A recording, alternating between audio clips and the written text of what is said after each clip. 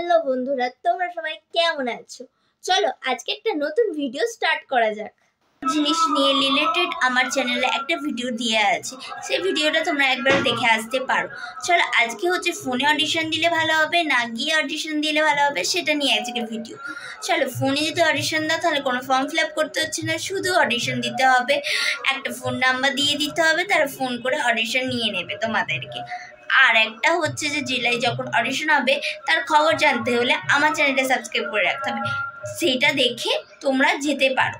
তোমাদের জেলায় অডিশন হলে সেখানে গিয়ে এক ফটো নিয়ে যেতে হবে আর ফর্মটা ফিল আপ করতে হবে, তারপর অডিশন দিতে হবে। চলো ফর্মে কী কী লিখতে হয় সেটা আমরা জেনে নিই।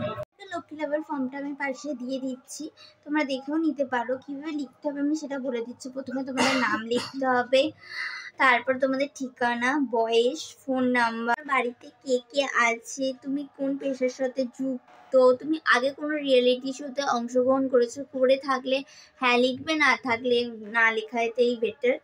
তোমাদের জীবনের কাহিনীটা তোমাদের যার যেটা আছে সেটা লিখতে পারো।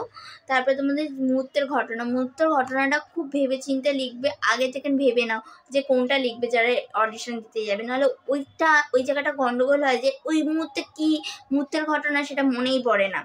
তারপর তোমার টাকাটা কিসের জন্য প্রয়োজন, এটা খুব একটা গুছিয়ে ভালো করে লিখবে। কিন্তু আমি এখানে বেশি লাইন দেয়নি, 3 লাইনের মতন দিয়েছে, সেটা কিভাবে লিখবে সেটা একটু ভেবে নাও এখন থেকে কেননা আমি আগে থেকে কেন তোমাদের বলে দিলাম যে এই লেখাটা তোমরা সেখানে গিয়ে ভেবে চিন্তে লিখতে পারবে না, অত টাইম দেবে না, 10 মিনিটের মধ্যে তাড়াতাড়ি করে লিখতে হবে।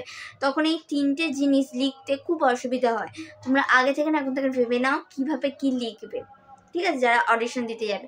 যদি ভিডিওটা ভালো লাগে, যদি হেল্পফুল হয়, তাহলে আমার চ্যানেলটা সাবস্ক্রাইব করো, কমেন্টে লিখে যাও তোমাদের কিছু প্রশ্ন থাকবে।